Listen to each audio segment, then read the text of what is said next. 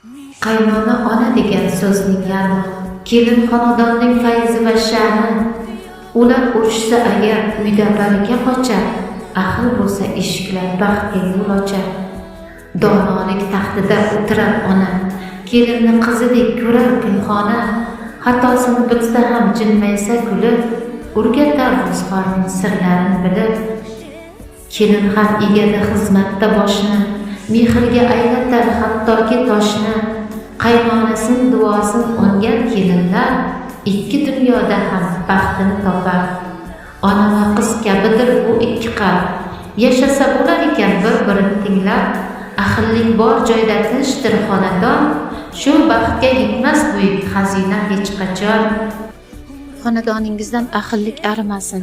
Sizning uyingizda qaynona kelin munosabati qanday? Izohlarda yozib qoldiring va obuna bo'ling.